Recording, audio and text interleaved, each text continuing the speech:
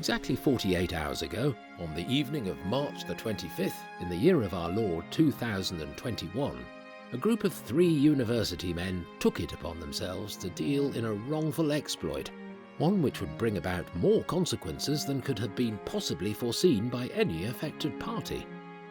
Now, in a moment, you will see these consequences play out in all their sensational pomp and grandeur.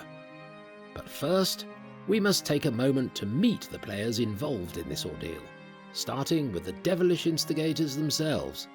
Their names? Nathan, Harry, and Mason. Now, for the better part of a month, Nathan, Harry, and Mason have seen fit to set aside their educational pursuits in consideration of a rather quaint idea of leisure, that of armed robbery. Their fascination had stemmed not so much from a heart of greed, nor any particular necessity of monetary acquisition, but out of mere juvenile curiosity of its more exciting implications, which for our sake is most convenient. It was the object of Gold Star porn which gave to their uniquely undisturbed concentration.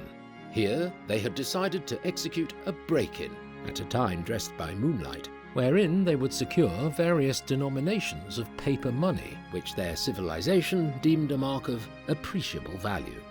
Thursday night, Mason proposed with more than a touch of indifference, and with 2 equally unassured shrugs of the shoulder, it was settled.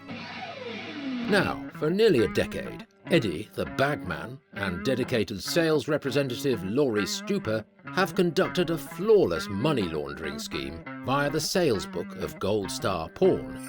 Their dealings are conducted in private, after hours, and exclusively on the final Thursday of each month, barring any occasion in which that arrangement would preclude Eddie's ability to observe a Christian holiday. In the month of March, there is no such occasion.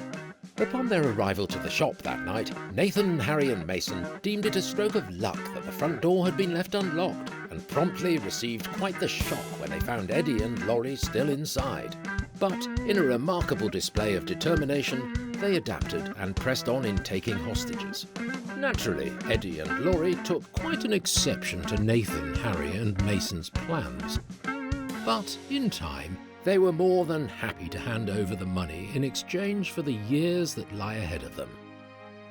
Unfortunately for Nathan, Harry, and Mason, Gold Star Porn, and specifically the enterprise which resides on the corner of Maple and 25th, happens to be an associative business of the Moretti family, a principal wing of Las Vegas organized crime.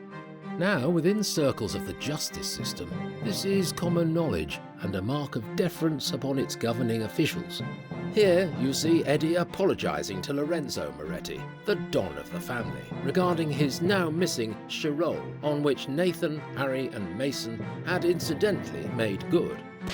And though their take was not considerably extraordinary, not a one of the young men could even stand to foot his educational deficits with the undivided sum, the Moretti family could not dare to let any offence to its authority and top-down organisational fidelity go unatoned.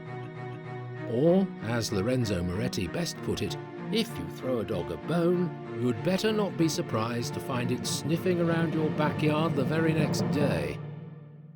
Oh, I forgot to mention, Nathan and Harry are dead.